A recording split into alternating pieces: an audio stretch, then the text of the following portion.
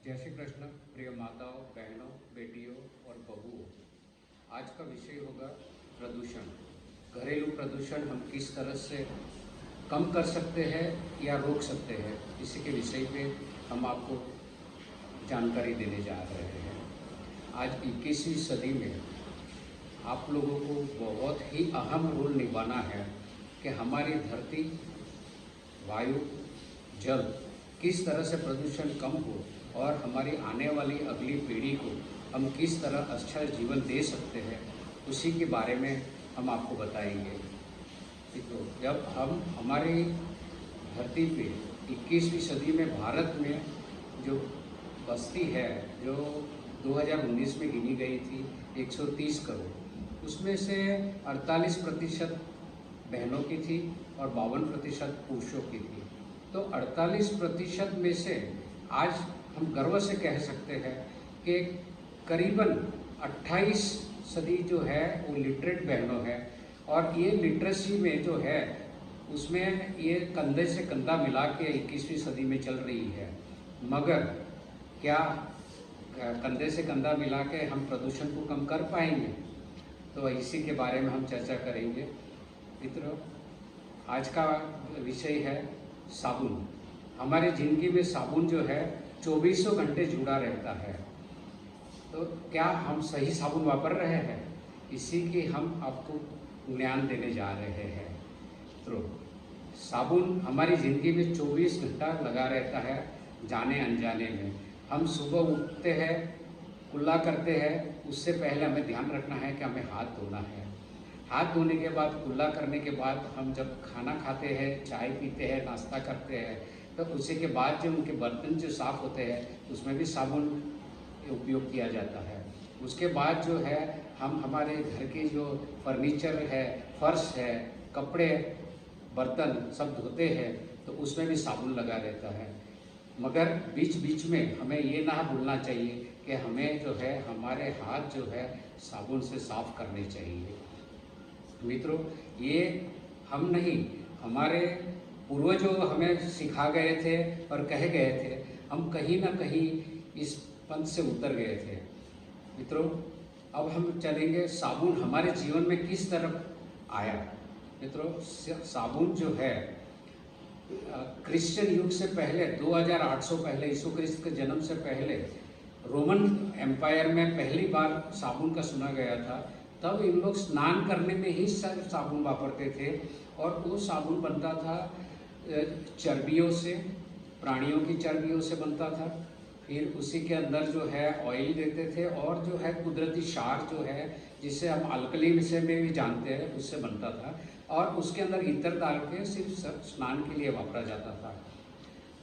लेकिन उसके 300 साल बाद जो है वो हमारी भारतीय संस्कृति जो है मोहनजोदड़ो हड़प्पा 2500 में जिसका नोट किया गया है, वो सबसे एडवांस सिविलाइजेशन गिना जाता था।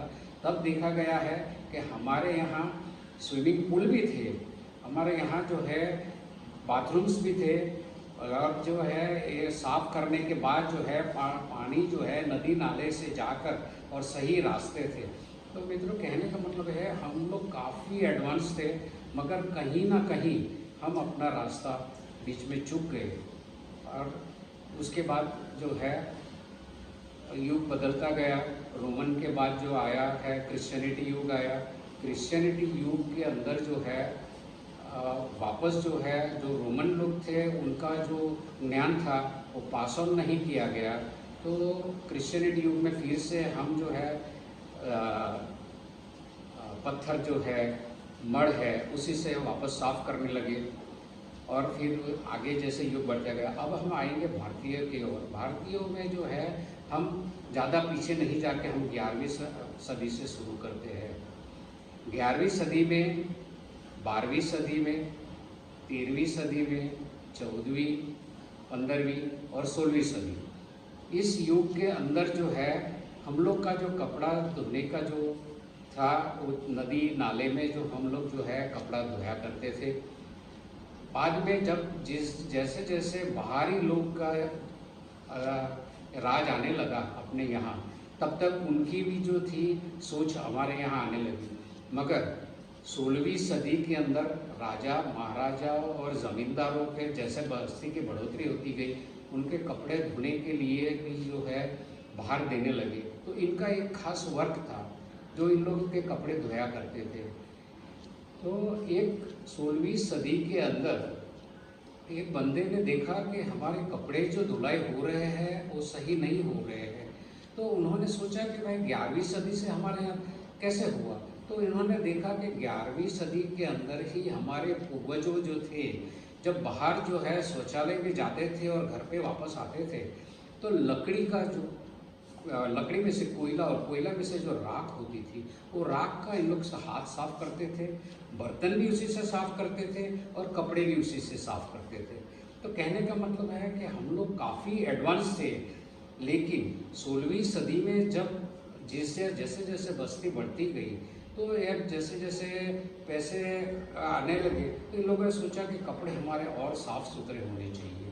तो एक बंदे ने जो है देखा कि हमारे जो महाराजा लोग हैं और ये जो अपने गुरुजी लोग हैं, महात्मा लोग हैं, इन लोग जो है अपने कपड़े बहुत साफ़ सुथरे रहते हैं और चमकीले रहते हैं। तो इन्होंने जो है गुरुजी से पूछा कि गुरुजी ये आपके कपड़े इतने साफ़ सुथरे कैसे रहते हैं। तो गुरुजी ने कहा, बेटे बहुत ही छोटी सी बात है, हम लोग हमारे कपड़े जो है पानी में और उसके अंदर गौमूत्र डालते हैं। जैसा गौमूत्र का शब्द आया तो आदमी जो सुन रहा था एकदम भौचक्का रह गया। महाराज गौमूत्र? जी हाँ बेटे, गौमूत्र हमारी बहुत ही पुरानी संस्कृति है और उसके कई फायदे हैं। गौमूत्र में मित्रों खास सुनिए, 16वीं सदी में हमारे गुरुजी ने कहा था कि गौमूत्र के अंदर 95% पानी रहता है, 2.5% ऐसे रसायन रहते हैं जो हमारे शरीर के अंदर भी कोई खराबी रहती है उन्हें स्वच्छ करने में मदद करती है, और जो कोई सार रहते हैं तो उस सार को भी जो है साफ करने में मदद करती है। तो यही चीज़ हम लोग कपड़े में अपनाते हैं। तो पूछा कि इसमें जो है बदबू नहीं आती है। देखो बेटे, ये बदबू ही है जो साफ करने में मदद करती है। मित्रों, ये बदबू कुछ और नहीं, आज के मॉडर्न युग में उसे एमोनिया कहा जाता है। ये जो एमोनिया है, ये एमोनिया जो है हमें क्लेंजिंग इफेक्ट देती है कपड़ों की। तो महाराज जी तभी तो नहीं समझा पाए, लेकिन उन्होंने जिन्होंने ये सुना उन्होंने ये अपनाया, और अपनाने के बाद जब इन्होंने कपड़ा धुलाई करके जब ये ज़मींदार के पास और महाराजे के पास पहुंचा, तो एक ज़मींदार ने आके कहा कि ये आपने ये कपड़े कैसे धुलाई किए। तो कहा क्यों, क्या हुआ, कुछ खराबी है? नहीं, बोले कि हमें जो है खुजली की तकलीफ थी, इससे दूर हो गई, हमें अब खुजली नहीं होती है। तो इन्हें महाराज की बात याद आ गई कि हाँ, ये साफ़ करने में इसके एंटीबैक्टीरियल इफेक्ट देती है। उस समय एंटीबैक्टीरियल नहीं कहा जाता था, आज के युग में एंटीबैक्टीरियल इसे कहते हैं। तो इसे जो है उन्होंने आगे बढ़ाया। तो फिर ये चीज़ जो है 16वीं 17वीं सदी तक चलता रहा, और 18वीं सदी में जब बाहर के लोगों का आना रहा, जैसे कि पोर्चुगीज़ लोग आए, फ्रेंच लोग आए और उसके बाद अंग्रेज लोग आए। अंग्रेज लोग 18वीं सदी और 19वीं सदी में जब शुरू हुआ, तब इन्होंने यहाँ डेरा डाल दिया। जब यहाँ डेरा डाला तो उन्होंने देखा कि ये समृद्ध है मगर बहुत ही पिछड़े लोग हैं, इनकी सोच ज़्यादा नहीं है। मगर इन लोगों ने क्या किया कि जो अपनी अच्छी अच्छी चीज़ थी उन्होंने जो थे वहाँ भेजने लगे कि भाई इन लोग इस तरह से कपड़े साफ़ करते हैं, इससे ये मदद होती है। तो मित्रों, ये आप जब ये स्लाइड देखोगे तो आपको पता चलेगा कि 18वीं सदी के अंदर इंग्लैंड के अंदर ये खास नोट किया गया कि हमारे यहाँ कपड़ा बाहर बोर्ड रखा कि हमारे यहाँ कपड़ा एमोनिया से धुलाई होता है, और आपके अंडर पैंट्स अंडर गारमेंट्स जो है वो मेहरबानी करके हमारे एमोनिया से धुलाई, तो आपको इससे जो है कोई भी रोग नहीं होगा और आपके कपड़े जो है बैक्टीरिया फ्री रहेंगे। कहने का मतलब यही है कि हमारे पूर्वज जो थे काफ़ी होशियार थे, मगर कहीं ना कहीं हम रास्ता खो गए। और फिर ये जो है 18वीं सदी आई तो, और 19वीं सदी के अंदर हम लोगों ने जो है काफ़ी क्रांतियाँ देखी। तो हम शुरू करते हैं कि ये जो आज के 21वीं सदी के अंदर जो आए वो शुरू कहाँ से हुआ। तो 19वीं सदी के अंदर 1865 के अंदर विलियम शेपर्ड नामक अमेरिकन ने उन्होंने सोचा कि ये सब सार में से और ये जो साबुन जो है हम गर्म पानी के अंदर जो डालते हैं तभी ये अंदर घुलता है और बाद में हम कपड़े धोते हैं, उससे अच्छा क्यों ना इसको लिक्विड में ही इसका साबुन बनाया जाए। तो इन्होंने अमेरिका में 1865 में लिक्विड साबुन कैसे बनते हैं उसकी पैटर्न रजिस्टर करवाई। ये पैटर्न रजिस्टर तो करवाई मगर दुर्भाग्यवश लोगों के समझ में नहीं आया और तब ज़्यादा चला नहीं। उसी समय जर्मनी में 1871 में एक बालक का जन्म हुआ, उनका नाम था रोम जूलियस ओटो। जी हाँ मित्रों, 21वीं सदी में यही बालक की जो सोच थी वो क्रांति लाने वाली है। जूलियस ओटो ने जूलियस ओटो जो थे वो फार्मासिस्ट पढ़े हुए थे। उनका जो पढ़ने का था वो शरीर का विज्ञान था। तो उन्हें ऐसा था कि शरीर में हमारा कैसे रसायन किस तरह काम करते हैं। तो वो पहले थे जिन्होंने ढूंढा कि ये हमारे ऐसे रसायन जो शरीर में बनते हैं जो हमारे पाचन क्रिया और अलग अलग तरीके से एंजाइम्स अलग अलग काम करते हैं। मित्रों देखिए, 16वीं सदी में हमारे महाराज ने कहा था कि गौमूत्र में 2.5% है, लेकिन उन्हें पता नहीं था कि एंजाइम्स है, लेकिन उन्हें खुद तो पता था कि हमारे शरीर के अंदर पाचन क्रिया में जो है मदद रूप होता है। तो यही चीज़ इन्होंने आगे बढ़ाई और ये चीज़ जो है 21वीं सदी में किस तरह क्रांति, इसके बारे में हम आगे विस्तृत रूप से आपको समझाएंगे। तो इससे आगे चलते हैं हम 1898 में 1898 पहली क्रांतिकारी सोप BC जॉनसन नामक ने देखा कि हम लोग जो है हमारे पास कुदरत काफ़ी है। तो इन्होंने पाम जो एक कुदरती जो है एक झाड़ है, तो उसी में से जो उनकी जो फैट्स निकली हुई थी उससे, और ऑलिव ऑयल जिसके अंदर फैट्स की मात्रा होती ही नहीं है, और शाह, इन तीनों को मिलकर एक साबुन बनाया। जी हाँ मित्रों, आप समझ ही गए होंगे हम क्या कहना चाहते हैं।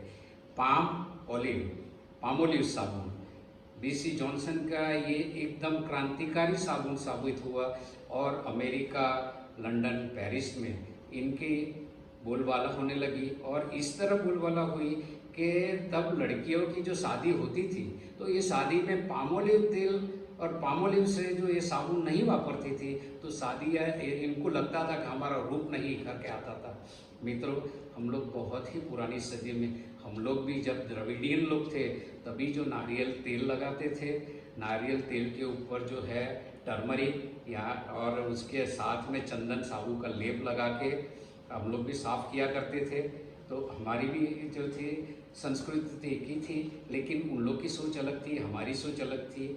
मगर पामोलिव साबुन जो है वो दुनिया भर में जाना गया और आज की तारीख में भी चल ही रहा है।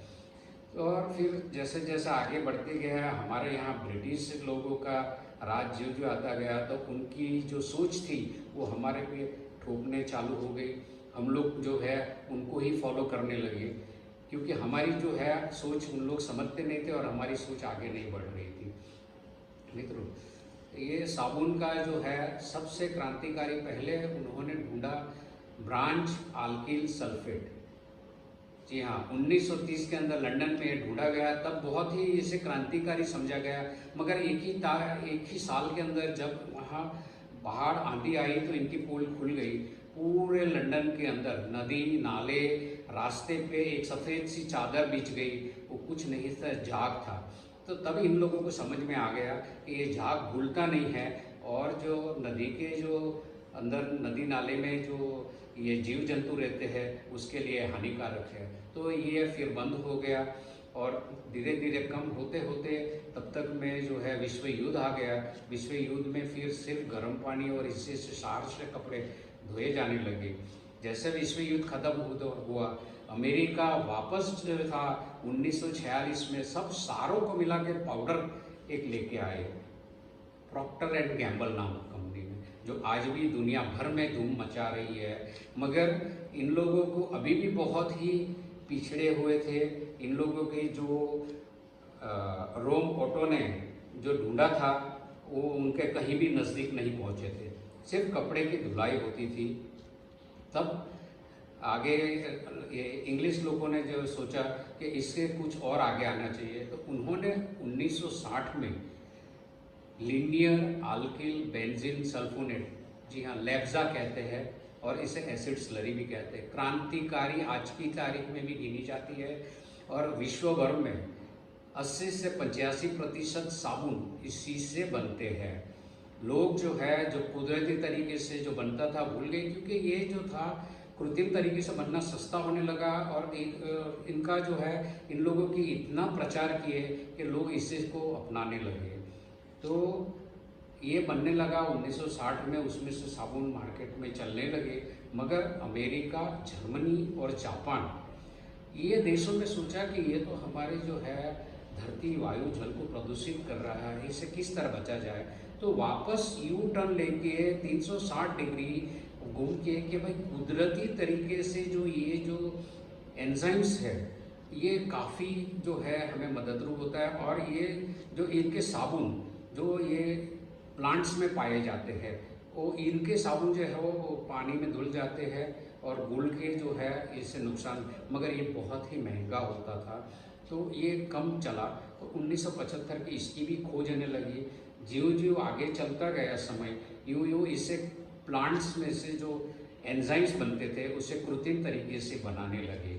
और जो है ये इनके जो प्लांट्स में से जो फैट्स और इनके साबुन भी जो बनते थे वो भी अलग से बनने लगे।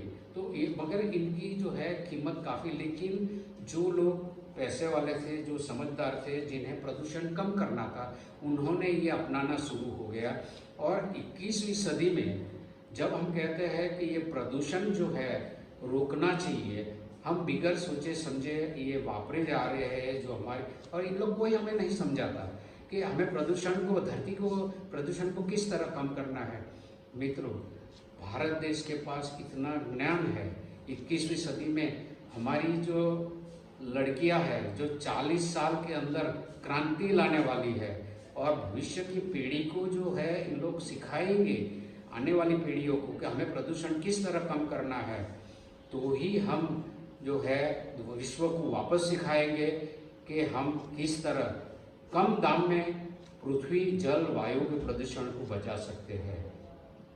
अब जब हम 16वीं सदी की बात कर रहे थे, इसका मुख्य जो है एंजाइम्स के बारे में हम बताएंगे कि एंजाइम्स जो है जिस तरह हमारे शरीर के अंदर खाना खाते हैं उसे पाचन करके अलग अलग रसायन काम करके जो है उनका रोल प्ले करते हैं, उसी तरह एंजाइम्स अलग अलग तरीके से हम अब लेबोरेटरी में कृत्रिम तरीके से बिना चर्बियों के, मित्रों खास सुने, बिना चर्बियों के, जो लोग जीव दया वाले लोग हैं इन्हें खास नोट करना चाहिए कि ये जो अभी हम मॉडर्न साबुन से जो एंजाइम्स से बने रहते हैं वो जो है कृत्रिम तरीके से प्लांट्स को कल्चर करके बनाया जाता है, और ये जो है बहुत ही बढ़िया इसके रिजल्ट्स आते हैं। तो ये जो एंजाइम्स रहते हैं तो ये अपने जो दाग रहते हैं, कोई भी दाग जो आजकल जो इन लोग एडवर्टीज करते हैं कि भाई इसके जो खून के दाग, खाने के दाग, तेल के दाग, ये सब जो निकल जाते हैं, कोई आपको आगाह नहीं कराता है कि इसमें किस तरह, मगर इसके अंदर जो है अभी जो लेटेस्ट जो आ रहे हैं साबुन, जो भले थोड़े महंगे होंगे, लेकिन हमें जो है बदलाव लाने के लिए ये इस पर चलना ही होगा। मित्रों, आज हम आपसे ये हमारे देश में किस तरह क्रांति लानी है, हमें किस तरह आत्मनिर्भर बनना है, किस तरह दुनिया को सिखाना है कि हम लोग जो थे, हम लोग पिछड़े हुए नहीं थे, हम लोग की सोच बहुत आगे है। तो इस राह पे जो हमें जहाँ ले गए, तो आज हम आपसे मिलवाएंगे एक बहुत ही अहम, जो कई साल पहले महामारी तो अब आई, महामारी आने से पहले कई सालों पहले एक महिला ने हमें जो था जो बताया हुआ था कि इससे हमें किस तरह जीवाणु को मार सके कपड़ों के अंदर, या ऐसा कोई साबुन हम नहीं कर सकते हैं तो चलो मित्रों हम आपसे उनसे ही मिलवाते हैं।